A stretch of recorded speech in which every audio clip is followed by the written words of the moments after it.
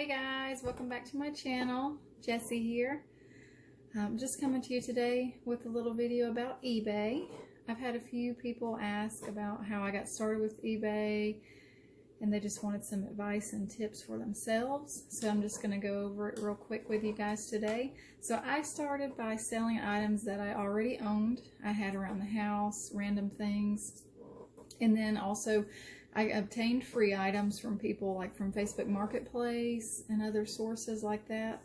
And I started by selling all of those free things that I already had or that I was able to get for free.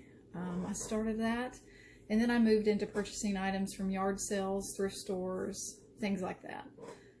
So that's where I'm at now. Mostly I sell things that I've obtained through Goodwill, Salvation Army, other thrift stores that I like, local thrift stores, and yard sales, estate sales, that type of thing. I've always loved those, so I enjoy that. Let's see. So a few tips. First of all, starting out, I originally started about a year ago, and I only listed a few items. I didn't do very well, but I didn't really know what I was doing. So what do you expect? But I tried it for probably a couple months, and then I just kind of stopped. Just wasn't doing well. I really messed up on shipping, cost myself some money. I decided it just wasn't for me. But then I started watching videos of people that were doing it, and I decided to give it a try again. So now I've been doing it for about 6 months straight, and I'm doing pretty well, and I really enjoy it. I'm definitely glad that I decided to give it a try again. And definitely, if you guys are discouraged, don't be discouraged. If I can do it, you can do it, and I'll give you some tips. I plan on bringing a bunch of videos to you guys about eBay, shipping, creating an account, navigating your account, listing, all of these types of things. So I'm going to have a lot of videos coming for you. This one's just kind of going to be about what I got started with and some tips on how you guys can get started and maybe do better than I did to start with. All right, so here we go. So when you're first getting started, you will want to create your account with eBay, and then you'll have a choice. You can sell directly from your regular eBay account. They give you 50 free listings a month. So that means that your first 50 listings every month, you pay no listing fee for those. You'll still pay, when the item is sold, you'll still pay your percentage, which is, it varies, but it's roughly around 10%. But that does vary, and you can look at eBay's policies for that. But the listing fees are free for your first 50. If you're starting out and you're not going to list 50 items pretty quickly, I would go ahead and just go without a store. If you are going to list over 50 items pretty quickly, or you're pretty sure that you will, then you can go ahead with the next step up. So the starter store is $7.95 a month if you renew every month. Okay. If you're going to renew yearly, then that startup fee is $4.95 a month. With the starter store, you receive 100 free listings a month. So if you're going to be listing around 100 or less every month, or have those listings continuously, then that's a good option to go with. There are other levels. If you're going to go with over 100 really quickly, then you can definitely look into the other options as well. I'm not really going to go over those today, but in a later video, I'll cover all the stores for you as well. So my choice in stores, originally when I started a year ago, I went ahead with just the regular standard, no store. Once I started back after that, once I got into it about 6 months ago, I went ahead with the store. I started with the starter store and quickly moved up to the basic. I've ran on the basic store all the way up until about 2 months ago, and I've moved up now. I have it at 100 listing store, and I haven't quite reached my 100 listings, so working on that. Going to be getting there shortly. All right, so now getting into some of the things with getting started. Something that was a big hang up for me for the first several months when I originally started a year ago, and then when I picked it up a few months later, about 6 months ago, was shipping. Shipping got me at the very beginning a year ago, and it still got me when I started back about 6 months ago. I did still lose some money when I originally started. It probably took me a good month or two to get the hang of it, but now I kind of have an idea of the shipping. I don't even have to look it up as much now. But definitely be diligent and be wary of your shipping. Calculated shipping is a good thing to use, but if you're going to use calculated shipping, you want to make sure that you have the specific weight and size of the item, and not just of the item, but the item and its packaging. So you want to be really specific with that. Also, I've found that my sales don't do as well. My items don't do as well when I have calculated shipping. So I try to be specific. For example, things like blue jeans, if they're over a pound, I'm normally going to put them in a padded flat rate envelope. With having a store, that does save you a little bit on your shipping, so that's something to be aware of as well.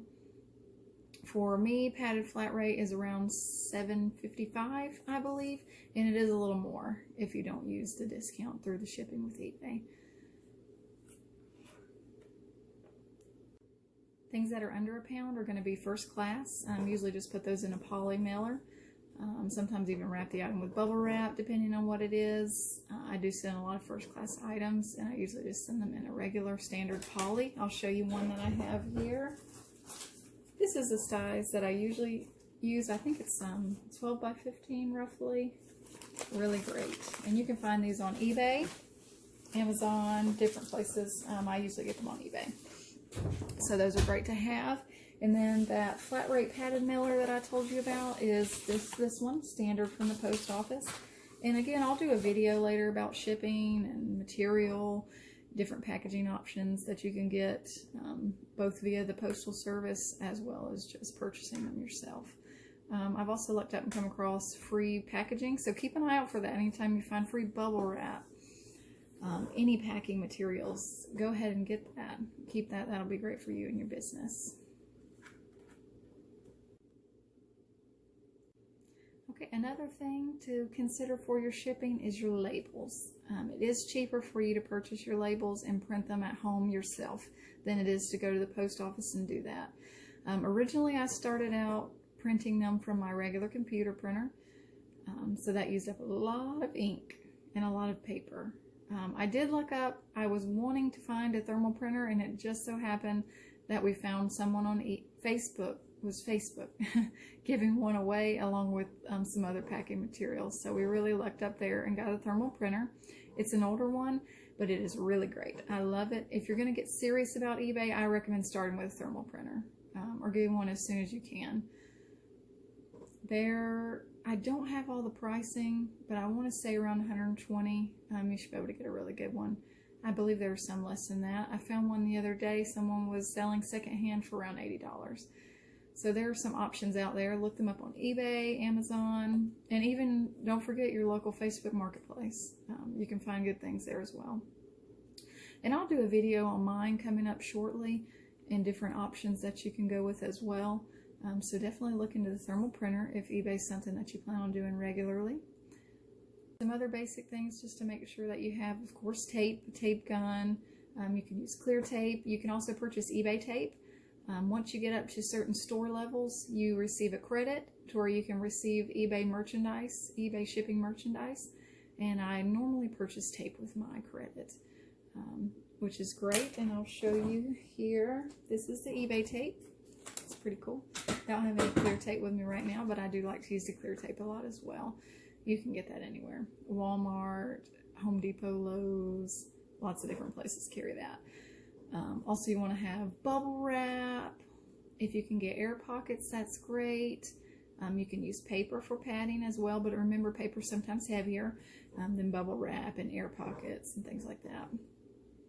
Let's see, so the polys, you can get bubble mailers that are not from the Postal Service, so they don't have to be the flat rate. Also boxes. I find that small to medium boxes are best for me, but occasionally I have used a large box as well. Okay, so I hope you've enjoyed my video today. Again, I'll have a few more videos coming out real shortly for you about eBay. Again, I'm going to do the shipping video. I'm going to do about merchandise and how I select my merchandise and where I like to get it. I'm going to do videos on processing items, navigating the website, how I store my items, the different things that I use for my business. All of these things I'll be sharing with you shortly. If you have anything else that I haven't talked about, please let me know in the comments, and I will be happy to go ahead and make a video on that as well. Go ahead and like and subscribe down below, and thank you again so much for joining. I hope you enjoyed the video. Until next time.